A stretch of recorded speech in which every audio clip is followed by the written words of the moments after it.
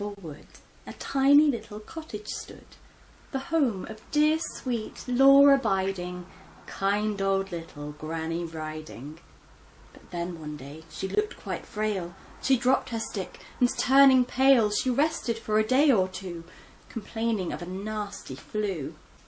But safe behind her bedroom door, old Granny did not cough or snore. Instead, as darkness filled the skies, she watched the moon begin to rise. Then quickly, in a blinding flash, old Gran began to writhe and thrash. Her specs fell off, and in a blur, her skin broke out in thick brown fur. She raised her head and howled with glee, for Granny was a wolf, you see. A werewolf, to be quite exact, for months ago she was attacked. While on her way to see a chum, a stray dog bit her on the bum. Since then, each month, for just one night, she transforms in the full moon's light, and bounding freely from the wood, she does things grannies never should. She crept inside the Queen of Hearts and found a tray of cherry tarts. She wolfed them down, then ran like mad, for Gran was big and she was bad. With impish glee she switched and swapped.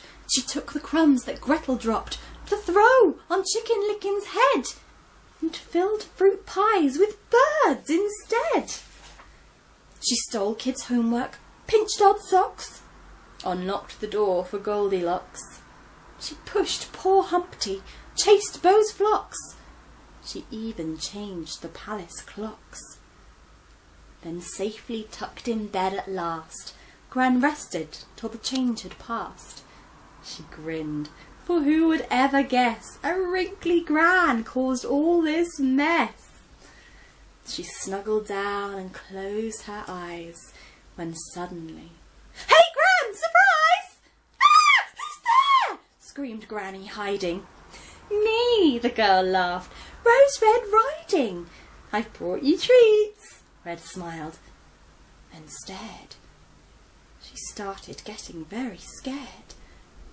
Red knew her Gran was very ill, sick and full of flu, but still, she'd not expected such a change. "Dear Gran," she said, "you're looking strange.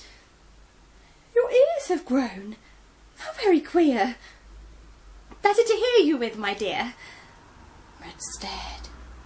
"Your eyes are huge." Gran smiled. "Better to see you with, my child. Your nose is swollen and... Good grief! Dear Gran, what's happened to your teeth?" Gran grinned. "They're truly best of all. My false teeth were so blunt and small, I couldn't chew, I couldn't munch. I'm sick of cabbage soup for lunch. Ugh. But now I'm in for such a treat. There's nothing that I cannot eat. Oh, how I've longed to gnaw and chew and bite and crunch and eat chew!" "Eat me!" screamed Red. "Oh, help!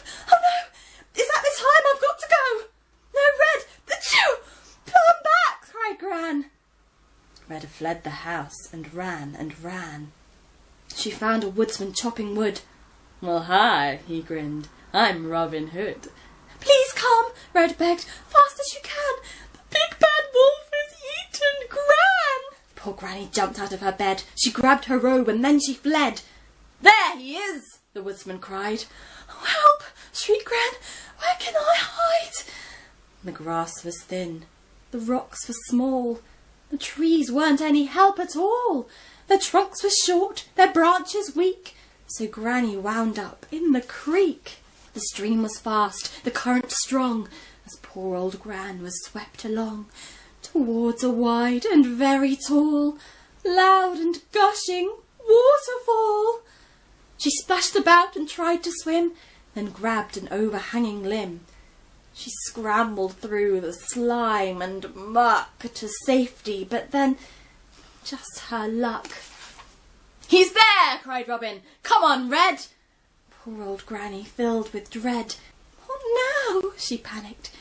Then she saw a little cottage made of straw. "Of course, my friend the pig!" she cried. "He'll rescue me, he'll help me hide." She raced towards the little hut, but then, alas, the door slammed shut. "Oh, Pig!" called Gran, "please let me in." "Oh no, by the hairs of my chinny chin chin, I will not let you in," the piglet cried, "as if I'd let a wolf inside." "Oh, please," Gran begged, "I'm old, I'm ill. It's cold out here, I'll catch a chill." Poor Granny coughed, and then she wheezed. Then suddenly, poor Granny sneezed. She blew straight through the walls of straw. The house fell flat upon the floor. Poor Granny stared, quite horrified. "Oh, help! Don't eat me!" Piggy cried. The piglet fled with yelps and squeals, with Granny hot upon his heels, for close behind them, in their tracks, came Red and Robin with his axe. The pig, exhausted by the chase, soon headed for his brother's place. Gran raced up to the house of twigs and pleaded with the frightened pigs. "I mean no harm," poor Granny cried. "I'm desperate for a place to hide."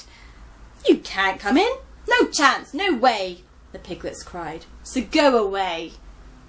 Poor tired Granny huffed and puffed. "Oh, crumbs," cried Piglet 1, "we're stuffed." "He can't get in," his brother scoffed. But Granny wheezed, and then she coughed. The piglets fled the broken sticks and hurried to a house of bricks. "Oh, not again," poor Granny groaned. "I'm far too old for this," she moaned. Gran's legs were tired, her fur was wet, her dressing gown was drenched in sweat. "Oh, pigs, I beg you, let me in." "No, no," the piglets cried within. "You're the wolf who plays the tricks. You broke my brother's house of sticks, and flattened too the house of straw, and now you turn up at my door." Gran cried, "That wasn't my intent. The houses were an accident." "I'm not a wolf," she sighed, confiding. "I'm really just old Granny Riding." The piglets howled. "Yeah, right," they laughed. "We may be pigs, but we're not daft." And they rolled around in fits of glee. "Oh, please," Gran wailed, "it's really me." Just then, "We've got him!" Robin cried. "There's nowhere for the wolf to hide." Poor Granny looked around in vain, then scrambled up the piglet's drain. "You fool!" Rob cried and tossed his cape. "You're trapped up there. There's no escape." "It's true," wailed Gran.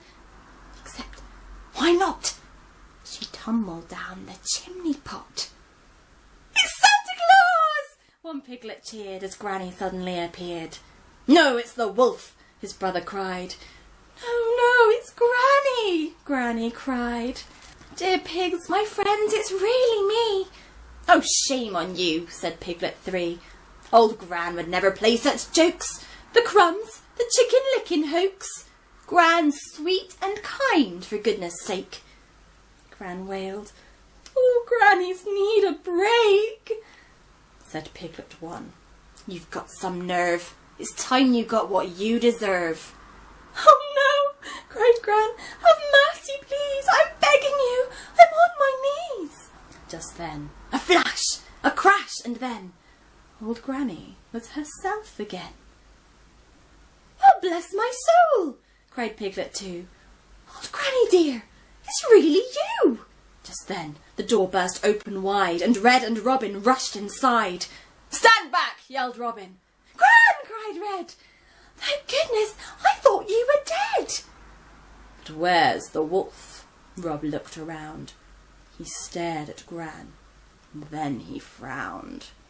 Gran sighed. "The wolf, I must confess, ran straight through here and wrecked Gran's dress," said Piglet 2. "That's right," said 3. "He tore her robe and spilled her tea." "I'll find him." Rob raced for the door. "But wait, what do you want him for?" "Gran's safe and sound," the third pig said. "Why don't you stay for tea instead?"